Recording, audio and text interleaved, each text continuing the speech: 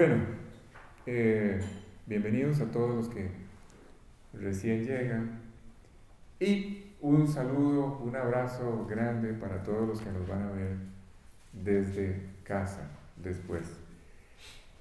Vamos a continuar con este proyecto eh, de estudiar el Evangelio de Juan. Estamos en el capítulo 16 y les voy a pedir por favor que abran sus Biblias y traten de ubicar los versículos del 8 al 11. Estamos justamente allí. Pero le voy a pedir a Roger, porfa, Roger, vamos a hacer un ejercicio muy rápido. Los demás, si quieren lo buscan o si quieren no, lo pueden hacer, no hay problema. Vamos a ir a Lucas 24. Lucas 24, creo que es el versículo 48 o 49, me parece. ¿Qué es lo que vamos a hacer? Recuerden, estamos en esta etapa tratando de entender cuál es el trabajo del Espíritu de Dios o cuál es el trabajo del Espíritu Santo. ¿Sí? Ya no puedo devolverme a todo lo que ya vimos. Lo que ya vimos es quizás de los aspectos de su trabajo, los aspectos muy importantes, muy relevantes, ¿sí? No son cosa pequeña lo que ya vimos, pero estamos en la otra parte de sus funciones, estamos analizando otro grupo de funciones, voy a decirlo de esta forma. Ya vimos algunas de ellas, las más sobresalientes, las más,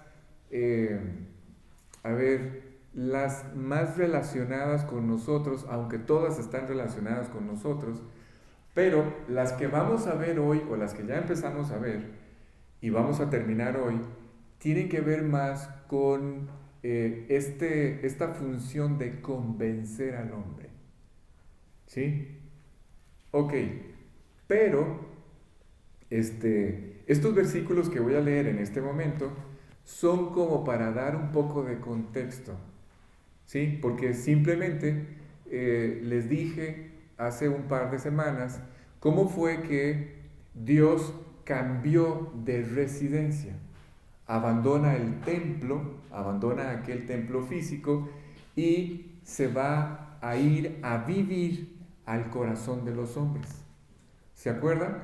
Cuando el pueblo de Israel lo rechaza, cuando el pueblo de Israel, la incredulidad de los judíos llega a un extremo tan alto que deciden rechazar a su Mesías, rechazar a su Salvador, y no solamente rechazarlo, sino matarlo, entonces Dios decide cambiar de proyecto, Dios decide cambiar de planes, Dios decide cambiar de pueblo, Dios decide cambiar de residencia, ¿sí? Ya su proyecto ya no es con el pueblo de Israel.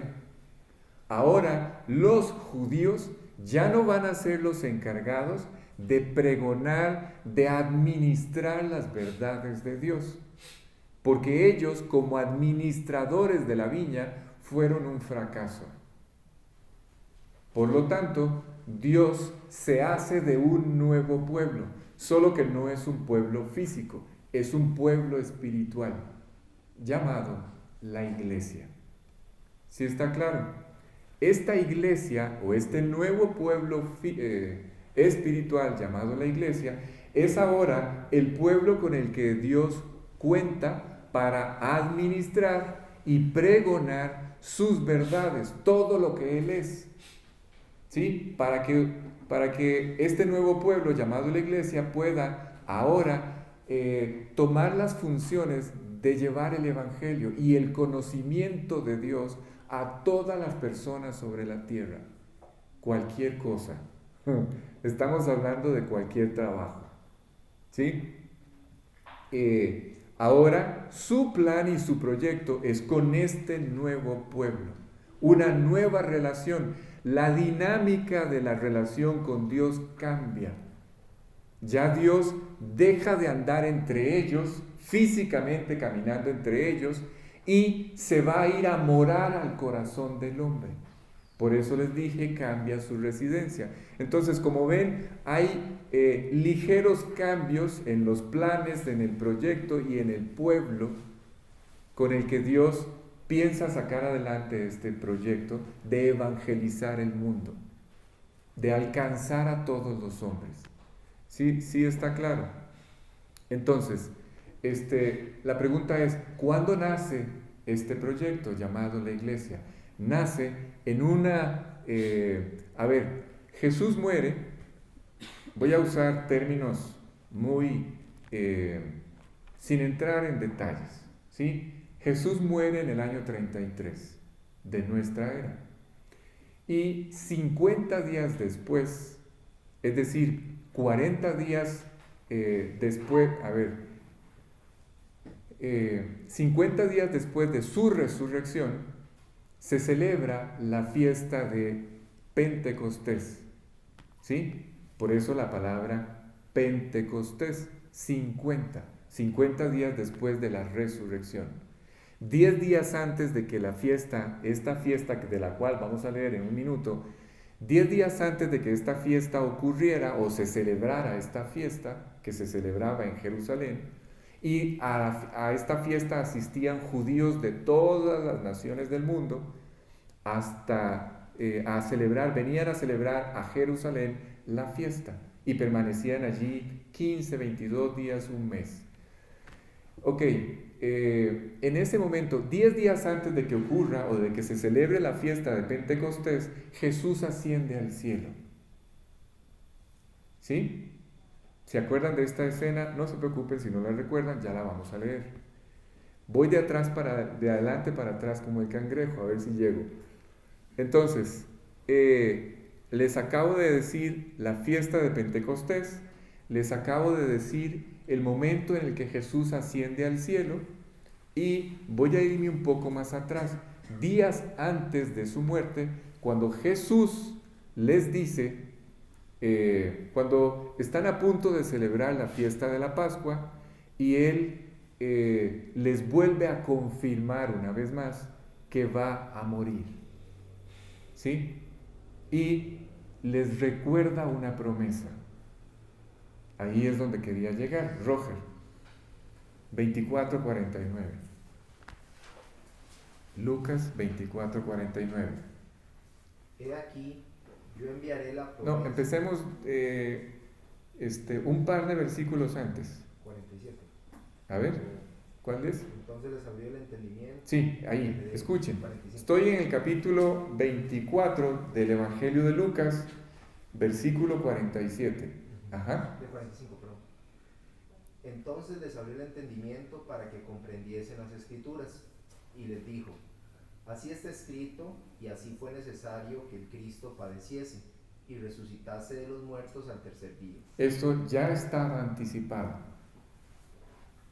¿sí? En la ley y en los profetas, por eso fue que él tuvo que abrirles el entendimiento, ya estaba anticipado que el Cristo, el escogido por Dios, el señalado por Dios para pagar la deuda de todos los hombres, iba a tener que padecer, e iba a tener que morir, e iba a tener que resucitar, como hoy lo voy a explicar.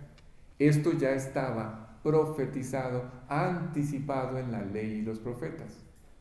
Esto no era algo que fuera desconocido para las personas. ¿Sí está claro? ¿Ok? Y que se predicase en su nombre el arrepentimiento y el perdón de pecados en todas las naciones, Ajá. comenzando desde Jerusalén. Ok, entonces, este proyecto de evangelizar el mundo tenía que salir de Jerusalén, abarcar Jerusalén, abarcar Judea, abarcar Samaria y todas las naciones del mundo de ahí en adelante. ¿Sí? Adelante. Y vosotros sois testigos de estas cosas. Uh-huh. Aquí viene la parte importante, escuchen. He aquí, yo enviaré la promesa de mi Padre sobre vosotros. La promesa de mi Padre sobre vosotros. ¿Sí? Ustedes y yo ya lo sabemos porque ya esto es lo que venimos viendo las últimas 2 semanas. Esta promesa era el Espíritu de Dios. Así es que Él les dice, ¿cómo les dice? He aquí. He aquí, yo enviaré la promesa de mi Padre sobre vosotros. ¿Por qué me estoy deteniendo en esto? Por una sencilla razón. Porque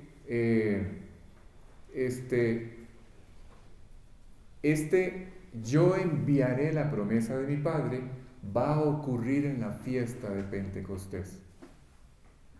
¿Sí está claro? Pero esto no es algo menor.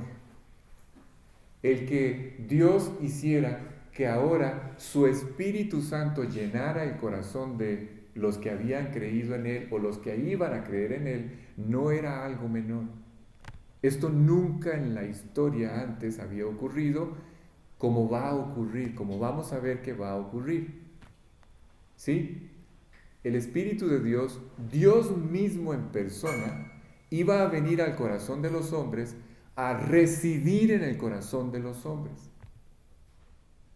¿Se acuerdan que en algún momento explicamos que los discípulos estaban todos consternados, tristes, angustiados, porque aquel que tenía 3 años de caminar con ellos, 16 horas diarias y dormían 8, aquel que siempre detuvo los problemas, los resentimientos, aquel que les dijo y corrigió en cada momento, aquel que los aconsejó, que los guió, aquel que les dijo cuáles eran los pasos y en qué dirección, aquel que los cuidaba día y noche y los preparaba y ponía al alcance de ellos todas las verdades y principios y enseñanzas que ellos iban a necesitar toda su vida, ese ya no iba a estar con ellos.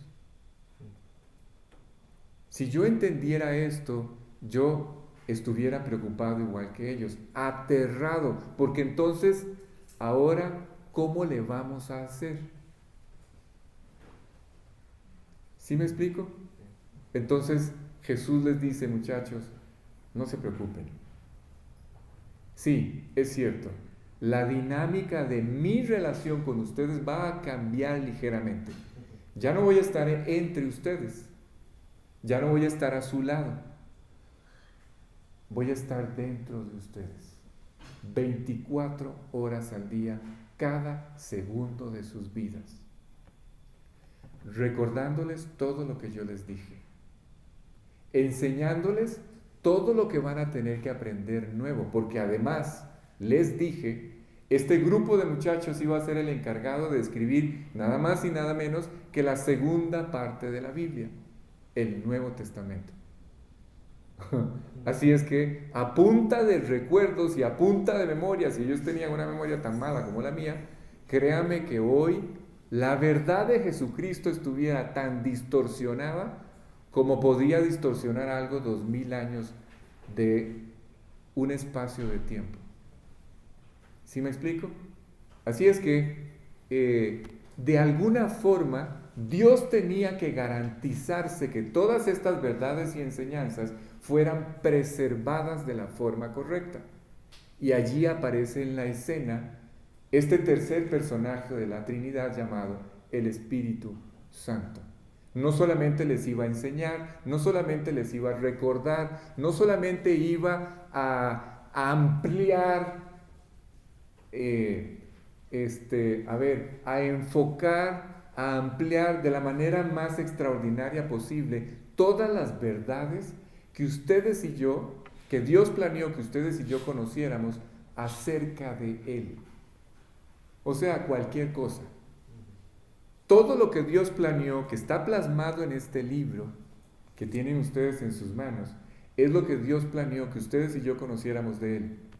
Esto es lo que el Espíritu Santo tenía que revelarle, ampliar, traer al corazón de estos muchachos. ¿Sí? Eso fue parte de las funciones que ya vimos, porque esto no podía quedar a la memoria de ellos. ¿Sí? Entonces, avanzamos. estamos en ¿ya terminamos de leerlo? No. Sigamos. Pero quedaos vosotros en la ciudad de Jerusalén hasta que seáis investidos de poder desde lo alto. Exacto. Entonces, él está diciendo estas palabras estando vivo, a unos días de morir y de partir, a unos días de que esta promesa se cumpla. ¿Cuál? Voy a enviarles desde lo alto la promesa de mi Padre. ¿Sí? Cuando ellos están escuchando esto, yo no sé si ellos entendían con toda profundidad lo que esto significaba. ¿Sí? Algo extraordinario estaba por ocurrir. Entonces Él los invita a quedarse en Jerusalén donde están. No se vayan de aquí. Esperen a que se haga real esta promesa y ustedes sean investidos de poder. Este poder no es solamente la capacidad para recordar y esta capacidad de poder ampliar todas las verdades de Dios y poderlas transmitir a un libro o plasmar en este libro. No, vamos a ver de qué se trata serán investidos de poder. Hacia ahí es donde quiero llegar. ¿Sí? Versículo Hechos, capítulo 1, versículo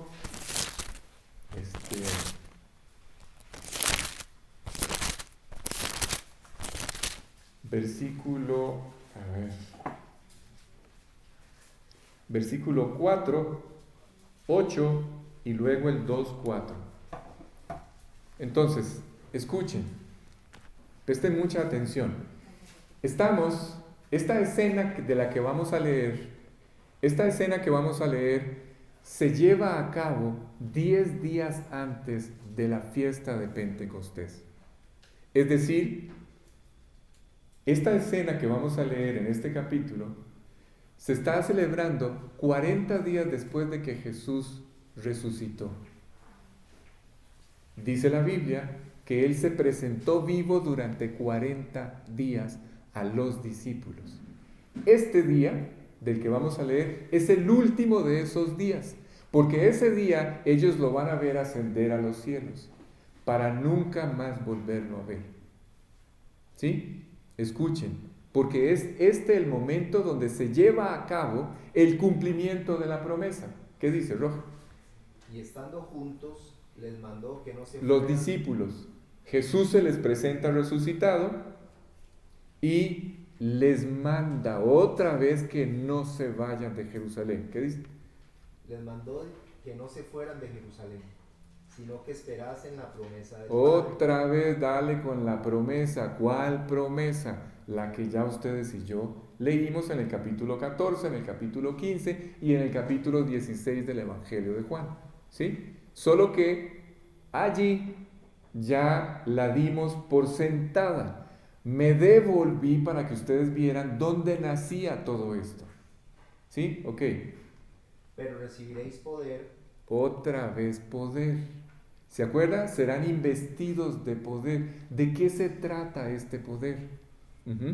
Cuando haya venido sobre vosotros el Espíritu Santo. Y ahora sí, le pone nombre el Espíritu Santo cuando haya venido sobre vosotros. ¿Ok?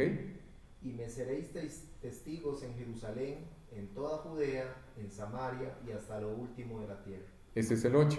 Ok. ¿Cuándo ocurre que esto... ¿cuándo se da? ¿Cuándo se cumple esta promesa? La promesa de ser bautizados con el Espíritu Santo. ¿Cuándo se cumple? ¿Cuándo se cumple que esta promesa se hace realidad? ¿Cuándo se cumple que ellos son investidos de poder? ¿Qué significa esto de poder? Ser investidos de poder. Escuchen, ellos tienen para este momento 3 años y medio de estar escuchando al mismo Dios hecho hombre, todas las verdades, todas las enseñanzas, todos los principios que Dios necesitaba grabar en el corazón de ellos. Tienen 3 años y medio de estarlos escuchando. ¿Ustedes se imaginan la cantidad de información que hay para este momento en el corazón y en la mente de ellos? pero toda esa información está dormida, está adormecida, todavía no tiene vida.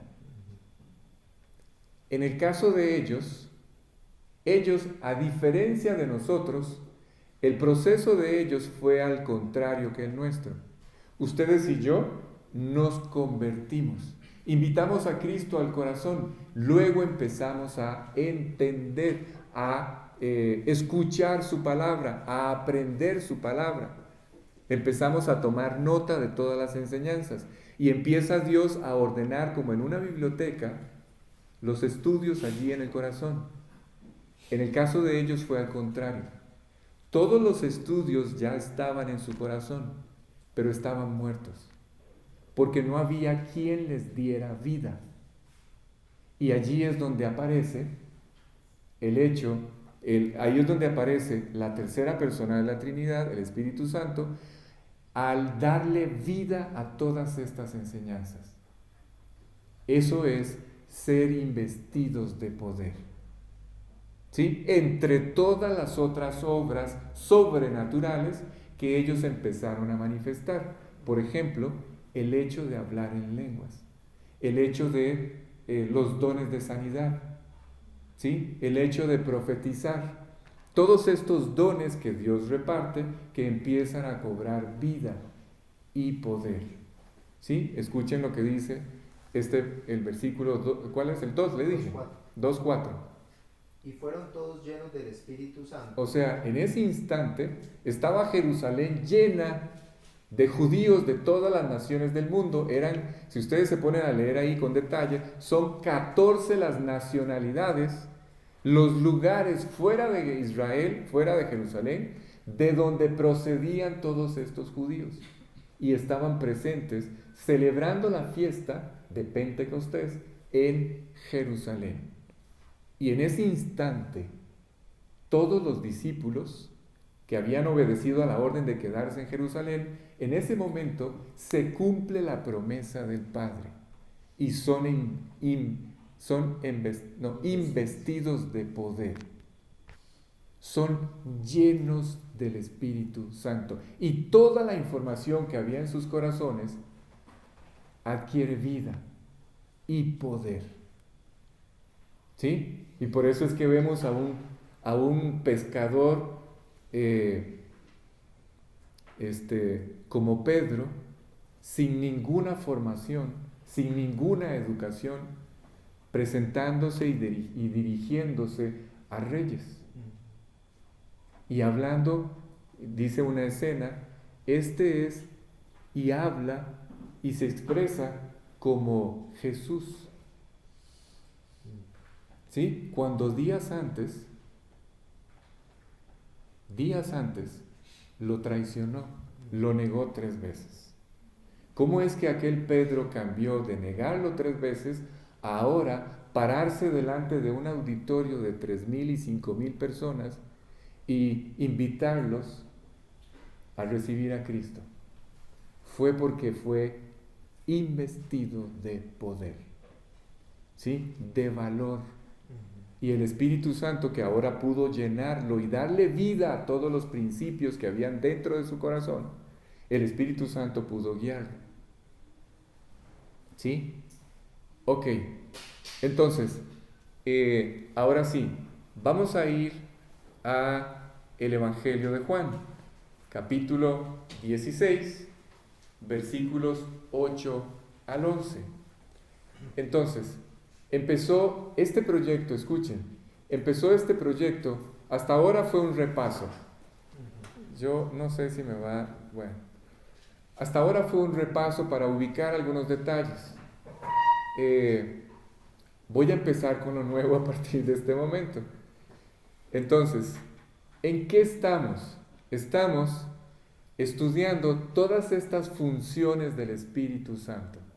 Ya hablamos de que Él nos iba a recordar las cosas, a enseñar las cosas y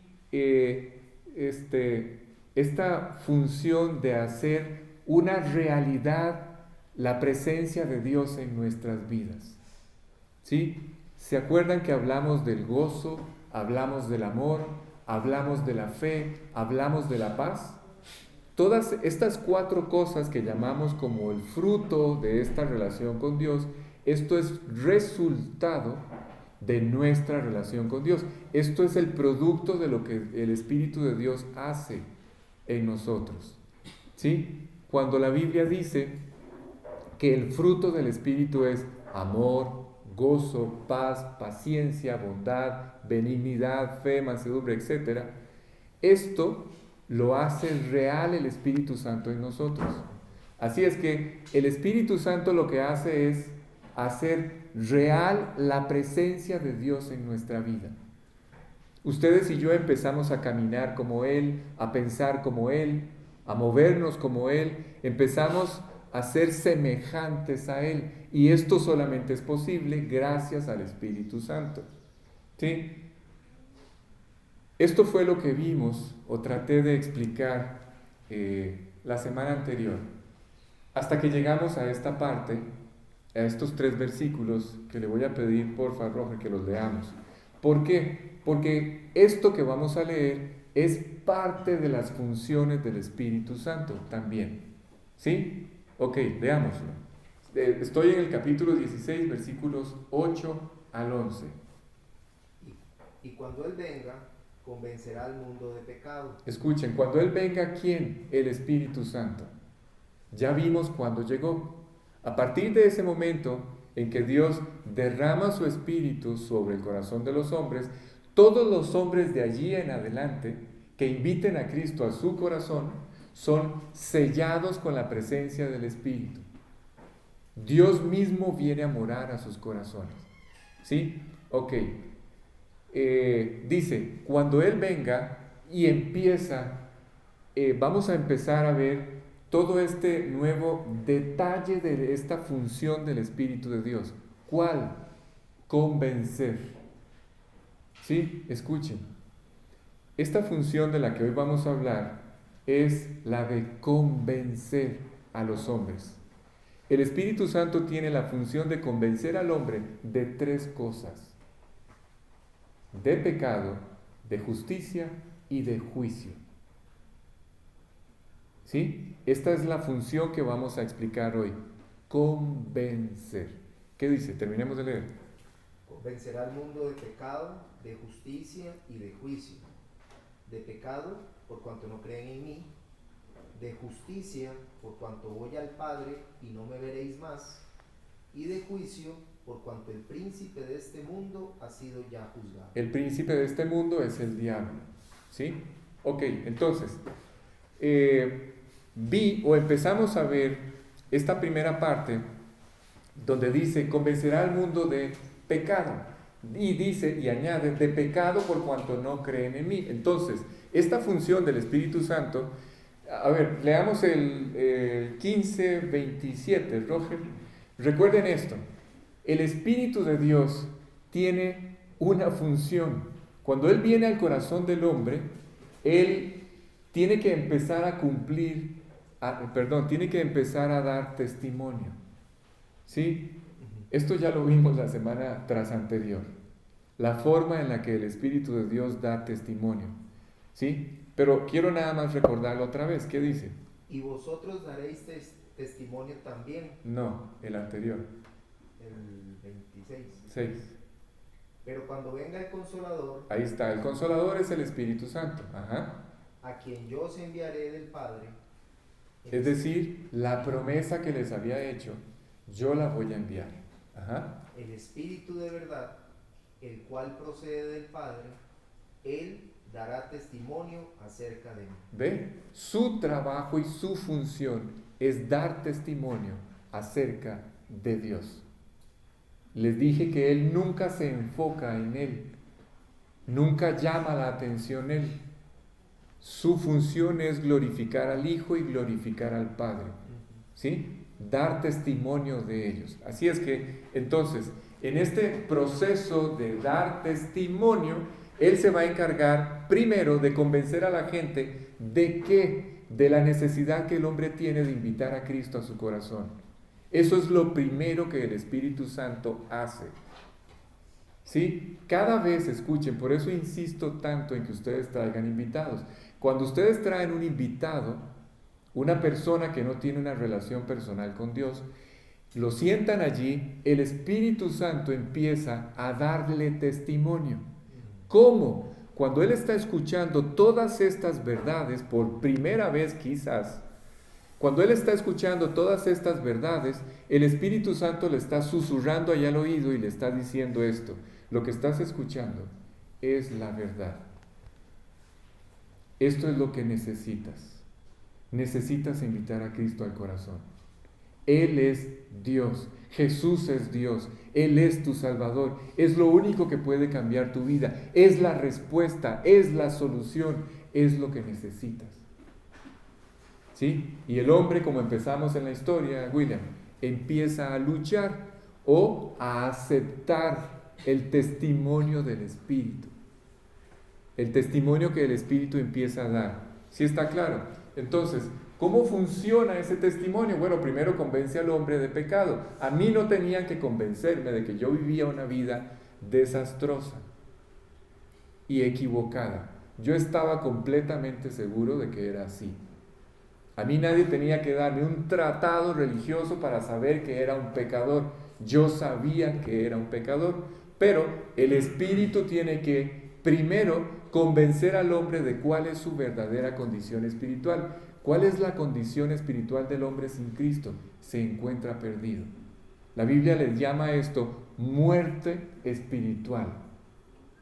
¿Sí? Dice, porque la paga del pecado es muerte.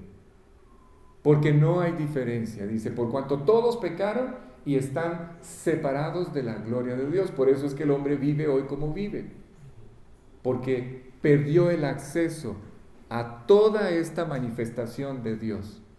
Estamos separados de Dios. La forma en la que hemos vivido nos ha separado de nuestro Creador. ¿Sí?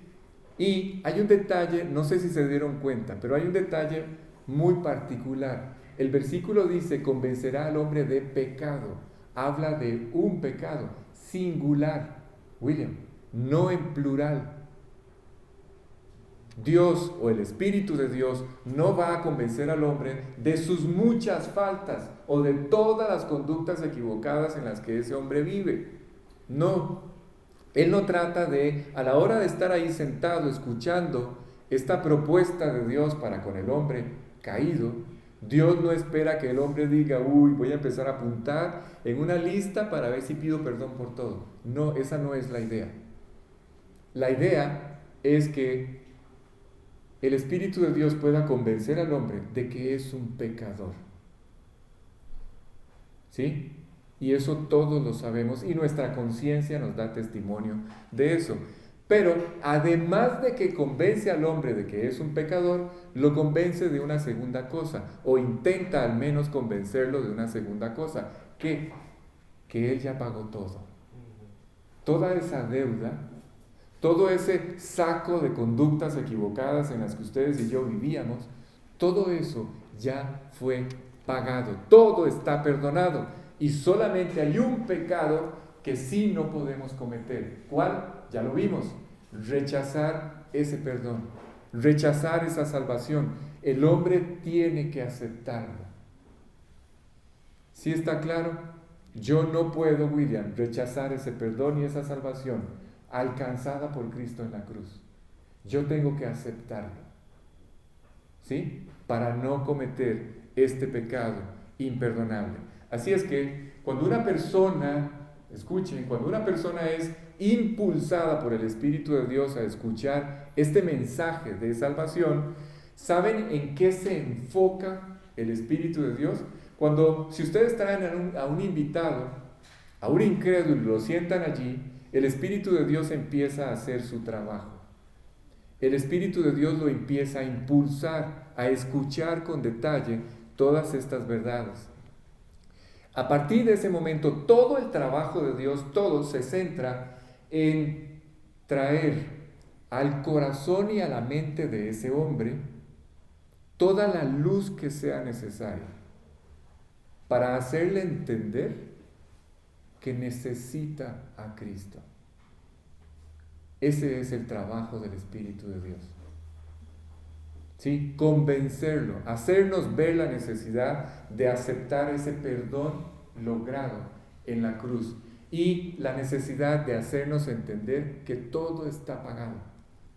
Todo. Lo único que yo tengo que hacer es aceptar. Es un regalo. Y si es un regalo, yo solamente tengo que aceptarlo. Porque aunque es gratis, un regalo, por eso se llama regalo, aunque es gratis, yo tengo que decidir si lo acepto o no. ¿Sí está claro? Así es que el trabajo del Espíritu Santo es llevar al corazón del hombre esta necesidad, hacerle ver con tanta claridad la necesidad que tiene de volver a nacer, de invitar a Cristo a su corazón, de apropiar este pago hecho por Cristo en la cruz. Así es que, ahora, segundo punto, dice el pasaje que no solamente va a convencer al hombre de pecado por haber rechazado a Cristo, no, sino también de justicia. Y aquí sí necesito que estén muy atentos. Dice, de justicia por cuanto voy al Padre. Así es como dice el versículo. Repito, dice, cuando el Espíritu Santo venga, convencerá al hombre de pecado, de justicia y de juicio. Su función es convencer. ¿Sí? Convencerlo de pecado, ya lo explicamos. Ahora viene de juicio. Dice, de justicia por cuanto voy al Padre. La pregunta es, ¿por qué? ¿Qué tiene que ver la justicia con el hecho de que Él vuelva al Padre? ¿Sí? Ya podríamos estar sospechando que algo hizo bien para que pudiera regresar. Y efectivamente tiene que ver con eso. Solo que lo voy a decir con muchas palabras. Y allí es donde les pido un favor. Presten mucha atención. Porque se dice fácil, sí, convencerá al mundo de justicia por cuanto voy al Padre. Es que para que Él volviera al cielo, y por eso me detuve allí en el Monte de los Olivos, esa escena donde Jesús sube y es absorbido por aquellas nubes y aparecen dos varones con vestiduras blancas diciéndole a los discípulos, muchachos, ¿qué están haciendo viendo al cielo ustedes? O sea, hello, ya empezó el proyecto, ya van tarde. Este Jesús que ustedes vieron así, que fue subido al cielo, de la misma forma volverá. ¿Sí? Así es que no se preocupen, Él va a regresar. Por eso me detuve allí. ¿Sí? Eso ocurrió cuando Él sube al cielo, fue porque su obra se completó. Y además lo hizo bien. Voy a presentarles un concepto que les va a ayudar mucho. Es una llave para que a la hora de leer la Biblia, ustedes puedan leerla con más claridad. Se llama propicio. La palabra propicio tiene que ver con adecuado.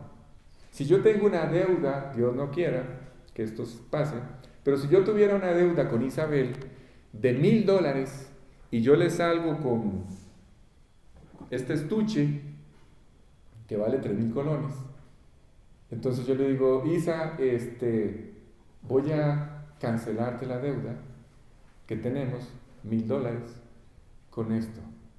Y usted me dice, qué pena, Alex, pero no es adecuado, no es acepto, no es un sustituto correcto. Escuchen todas las definiciones que les estoy dando. No es propicio. ¿Sí? Cuando este versículo dice, de justicia por cuanto voy al Padre, quiere decir que toda la obra consumada por Cristo fue adecuada, propicia, un sustituto perfecto. Todo lo que tenía que hacer lo hizo perfecto. Todo fue consumado de forma perfecta. Todo fue hecho. Todo está logrado por Él. ¿Sí? Solo que esto lo voy a explicar de muchas formas. Entonces, ¿a qué se refiere Jesús? Escuchen, voy a hacer un recorrido muy breve por lo que Él hizo. Cuando Dios Padre acepta el sacrificio de su Hijo, Cuando Dios Padre acepta el pago de Cristo, ¿a qué pago nos referimos, Alex? Muy sencillo. Cristo, el hecho de que Jesús haya pasado por la cruz, ¿sí? ¿Qué fue lo que ocurrió en la cruz? ¿Por qué tuvo que ir Él a la cruz? Porque en la cruz Él experimentó, tenía que llevar la carga de nuestros pecados. Así es que cuando Él pasa por ese lugar, pasa por la cruz del Calvario, experimenta sobre su vida la carga de todo lo que ustedes y yo y todos los seres humanos de toda la historia hasta el último que nazca, la maldad de todos nosotros. Eso fue nada más y nada menos lo que Él llevó sobre la cruz del Calvario. Cuando Él pasa por ese lugar, experimenta la carga de todos nuestros pecados. ¿Sí? Dice la Biblia que Él fue herido por nuestras rebeliones. Escuchen. Molido por nuestros pecados. Eso fue lo que ocurrió en ese lugar. Herido y molido por nuestras faltas. Entonces, cuando Él pasa por ese lugar, lleva sobre sí mismo el peso y la carga de nuestros pecados. En ese momento que Él está pagando por nosotros todo lo que hemos hecho mal, en ese momento se abraza de la muerte. Número 2. ¿Sí? ¿Me siguen? Voy haciendo un recorrido. Cuando Él sufre lo que ustedes y yo teníamos que haber sufrido, quiero que sepan que ese instante que duró unas horas, desde las 6 de la mañana hasta las 5 de la tarde, cuando Él muere, según la Biblia, solamente fueron unas horas. Pero lo que Él sufrió y vivió durante ese tiempo, dice la Biblia que fue el equivalente de haber entrado en la eternidad y haber sufrido el infierno por toda la eternidad. Lo que ustedes y yo merecíamos, lo que sus faltas y mis faltas merecen, es el infierno por toda la eternidad. Pero Dios no quiere que ustedes y yo suframos esto. Así es que envió a su Hijo como un sustituto, como alguien propicio a todo lo equivocado que habíamos hecho. Y Él, escuchen esto, en el transcurso de unas horas se sumerge en la eternidad y sufre la eternidad en el infierno que todos ustedes y yo teníamos que haber sufrido. Cualquier cosa. Se abraza de la muerte. Cuando digo que se abraza de la muerte es que muere. ¿Sí está claro? Y como un testimonio de que el pecado y la muerte fueron vencidos, escuchen esto porque es maravilloso, como un testimonio, como una evidencia de que todo lo que el pecado había provocado, todas sus consecuencias habían sido completamente saldadas y sepultadas sobre la vida de nuestro Señor Jesucristo, como un testimonio de que esto fue así, se levanta de entre los muertos. Necesito que entiendan que si Jesús no hubiera pagado hasta una mentira blanca, Él no hubiera resucitado. ¿Sí? Si resucitó, fue porque todo fue pagado. Carla, porfa, desde aquí me distraen. Todo fue pagado, absolutamente todo. No quedó un solo pecado pendiente. ¿Sí? Esto es muy importante.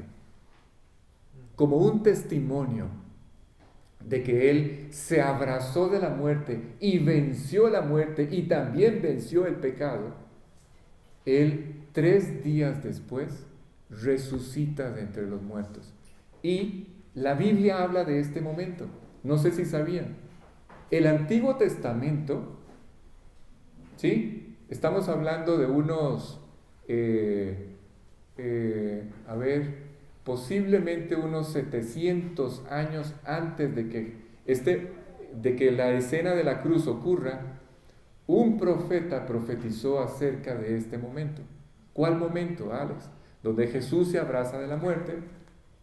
Este momento donde Jesús, a ver, cuando yo estoy diciendo que Él se abraza de la muerte, y traten de imaginarse a Jesús dirigiéndose a la muerte como un personaje, como un gran general que ha vencido a toda la humanidad, que ha sometido a toda la humanidad, que ha llevado a los hombres a romper relaciones con su Creador, y esto es la consecuencia por haber pecado. En ese momento Jesús se enfrenta a este general, a la muerte, lo desafía y le dice: oh muerte, yo seré tu muerte. Eso es lo que dice el Antiguo Testamento. Se profetiza unos 1000 años antes, un poco menos, que esto iba a ocurrir. Él iba a vencer la muerte, ¿sí? A desafiar la muerte, a abrazarse de la muerte. Y entonces la muerte, el infierno, toda la deuda que ustedes y yo teníamos, todo lo que nos separaba de Dios, en ese instante es sepultado para siempre en la vida de Jesucristo. Nunca más. Sepultado para siempre. Vencido. Todas estas estructuras que nos vencen, nos humillan, nos avergüenzan delante de Dios, todo eso fue vencido en la cruz del Calvario. Y lo que Dios espera hoy es que apropiemos esa victoria.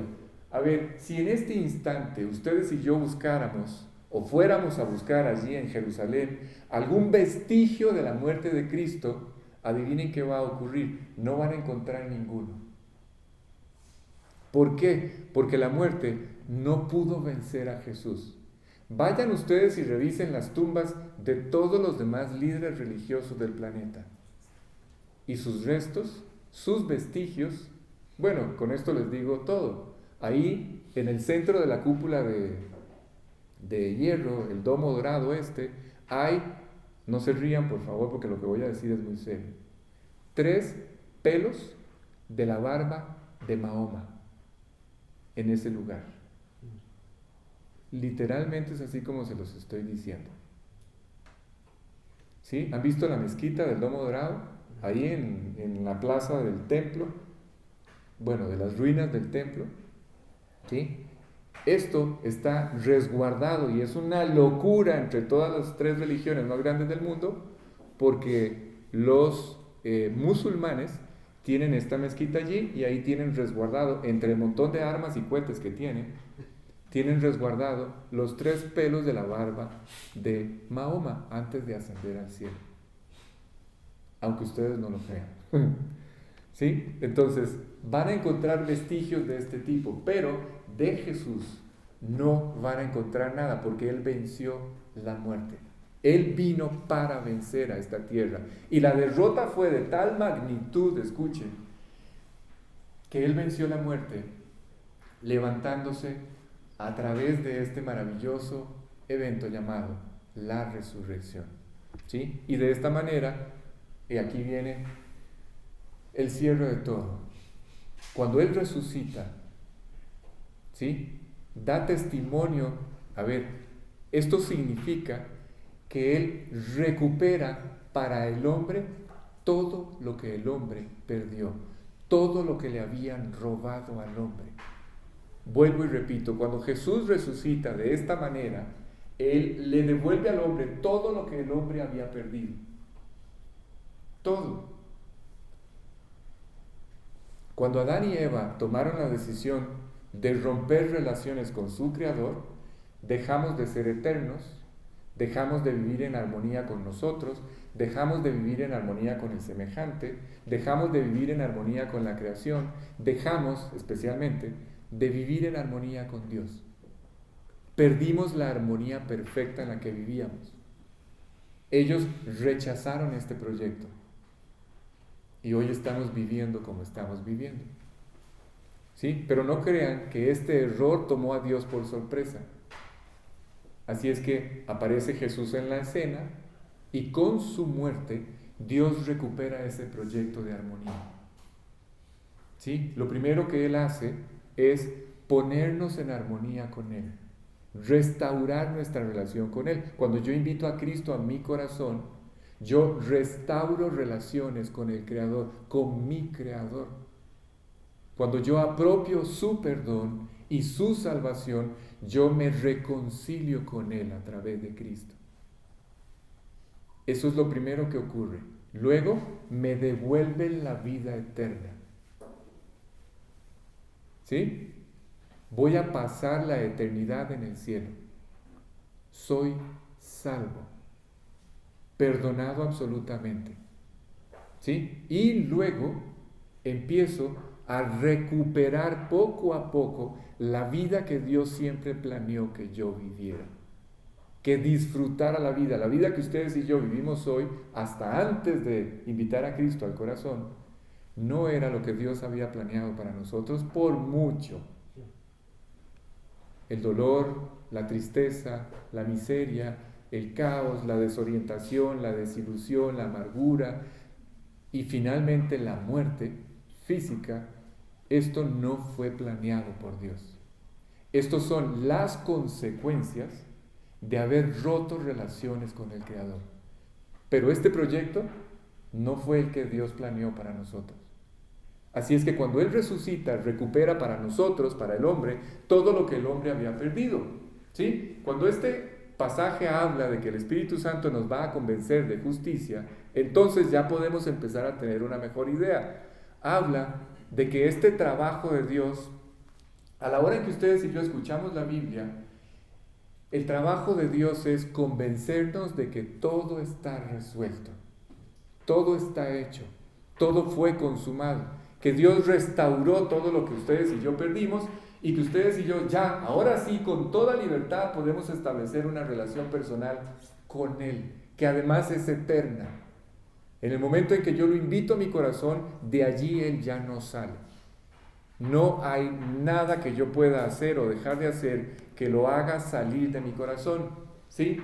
Y ahora que tengo esta oportunidad de establecer esta relación con Él, además, esto significa que Él aceptó el pago y el perdón logrado por Cristo en la cruz. ¿Sí está claro? Cuando Cristo regresa al cielo, vuelvo al versículo, dice, de justicia, por cuanto vuelvo al Padre, y ya no me veréis más. Eso significa, cuando Cristo regresa al cielo, es porque Dios quedó, William, satisfecho, completamente satisfecho. Su justicia fue completamente satisfecha. El trabajo de Cristo fue propicio, adecuado, fue perfecto, ¿sí? Y verdaderamente el testimonio de que esto ocurrió, de que Cristo recuperó para nosotros todo lo que habíamos perdido, fue la resurrección. Alex, yo no lo vi resucitado, yo sí, desde hace 25 años, cuando lo invité a mi corazón y levantó de entre los muertos mi vida. Este que ustedes tienen aquí enfrente hoy es a alguien resucitado literalmente de entre los muertos. La vida que yo tengo hoy me confirma que Él resucitó, que Él está vivo, ¿sí? Y a la hora en que ustedes y yo lo aceptamos o lo invitamos al corazón, Dios empieza a darnos una probadita de este testimonio de su justicia. ¿Sí? ¿Cómo? Haciéndonos una nueva creación. Claro, no lo entendemos al principio con toda claridad. Al principio, cuando invitamos a Cristo al corazón, no entendemos muchas cosas, ¿sí? Pero nos vamos tropezando con lo que Dios hace en nuestro corazón.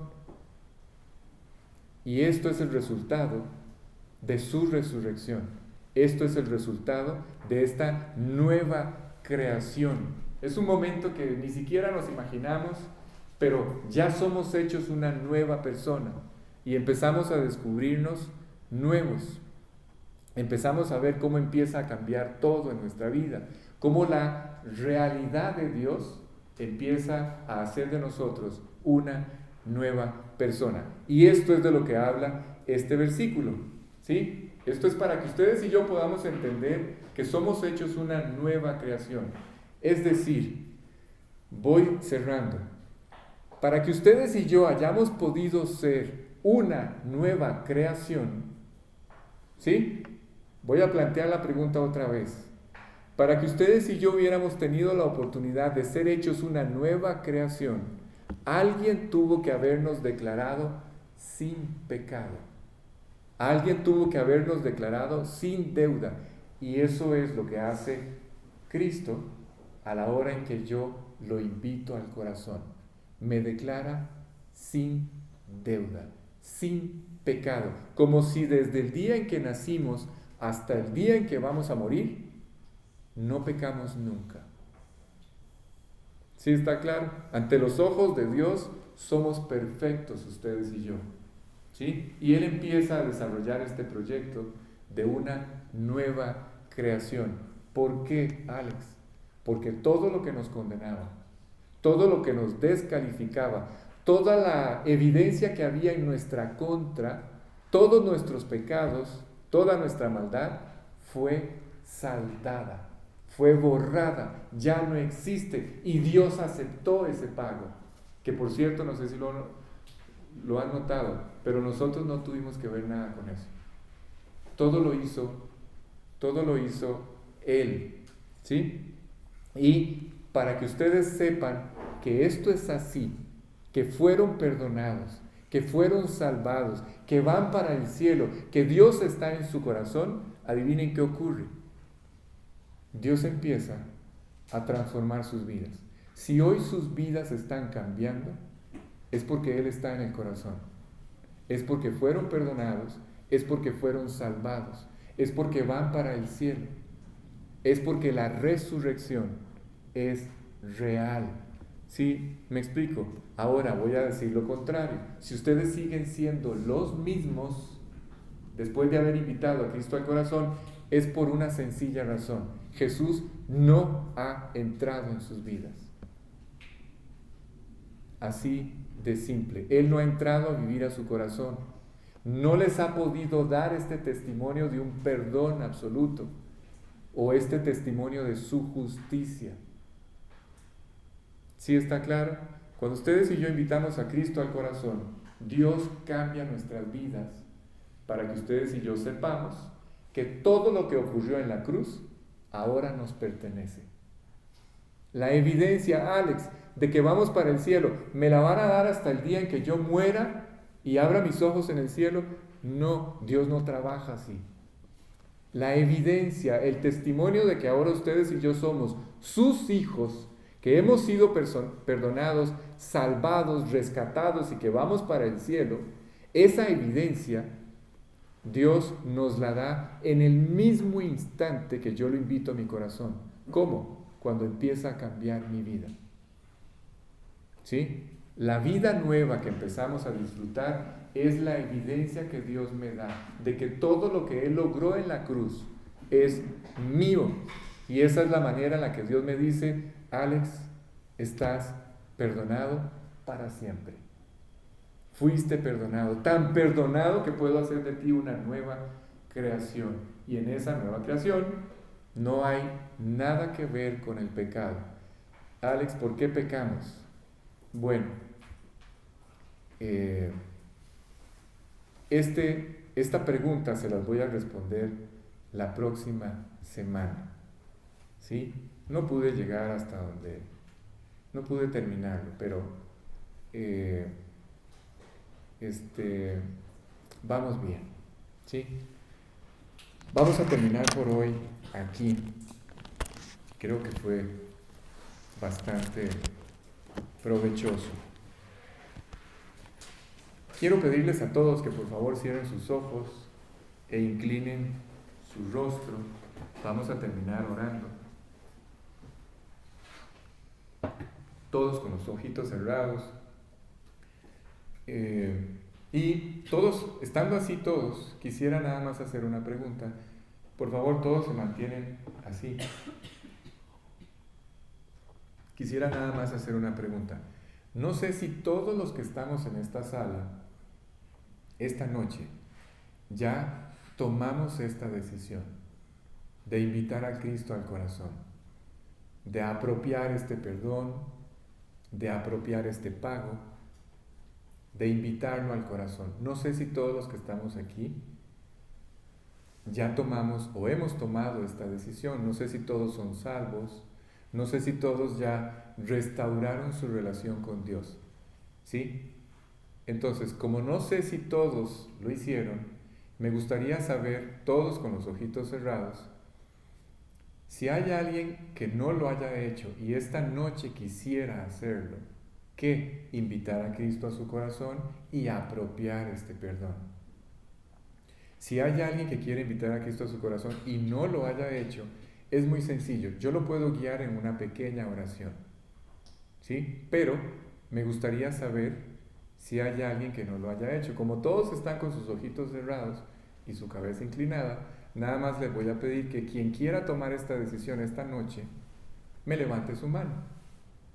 Y yo voy a saber que tengo que terminar la reunión con esta invitación. Si todos ya tienen a Cristo en el corazón y todos ya han tomado esta decisión de establecer esta relación personal con Él, entonces yo termino la reunión orando de otra forma. Pero si tan solo uno no lo ha hecho o tiene duda, porque esa es otra cosa, que pueda tener duda, entonces yo termino invitando a orar a esta persona a través de una breve oración, a través de la cual puede tomar esta decisión. ¿Sí? ¿Hay alguien que no esté seguro y que quiera tomar esta decisión? ¿Todos ya la tomaron? ¿Todos? Listo, perdón. Entonces vamos a terminar dando gracias a Dios por esta noche. Padre, gracias. Muchísimas gracias por este tiempo. Gracias por habernos guiado. Gracias por habernos acompañado. Como te lo pedí al principio, si las cosas no se hacen para tu gloria y para tu honra, esto que estamos haciendo hoy no tendrá ninguna repercusión, no servirá de nada. Perdimos el tiempo. Y por eso es tan importante que tú nos guíes, que tú guardes nuestro corazón, y estoy seguro que eso fue lo que hiciste. Gracias por todo lo que nos permitiste entender. De alguna forma, todas estas verdades siguen trayendo luz a este lugar que es el lugar más oscuro del universo, el corazón de los hombres. Y toda esta luz que proyectan todas estas verdades desplazan poco a poco todas estas tinieblas, todas estas mentiras que por muchos años creímos. Gracias por haber presentado de una forma tan maravillosa la cruz del Calvario esta noche. Gracias por lo que ocurrió allí. Todo lo que ocurrió allí ocurrió por mí. Tomaste mi lugar. Sufriste mi muerte. Pagaste mi deuda. Y lo único que yo tengo que hacer es pedirte perdón y apropiar este regalo, el regalo de la salvación. Y como una evidencia de que esto que ocurrió en esa cruz es hoy mío, tú prometiste cambiar nuestras vidas, hacer de nosotros una nueva creación. Y eso es precisamente lo que hoy somos, una nueva creación. Hoy caminamos en otra dirección. Hoy nuestros anhelos, nuestros sueños, nuestros propósitos en la vida, nuestros objetivos son otros completamente diferentes. Y esto es gracias a que tú hoy moras en nuestro corazón. Hiciste de este corazón algo que no era posible creer, el lugar de tu residencia. Gracias por habernos salvado. Gracias por habernos rescatado. Gracias por este tiempo. Guárdanos el resto de esta noche, llévanos de regreso a casa con bien y por favor no te olvides de seguir guardando la vida y la salud de doña Mari. Está nuevamente en el hospital y te ruego por favor que tú la puedas restaurar, que la puedan atender de la forma correcta y pueda regresar a casa con bien. Te lo pedimos y te damos gracias, como siempre, en el nombre de Jesús. Amén. Nada más les recuerdo que de hoy en 8 sigue habiendo reunión.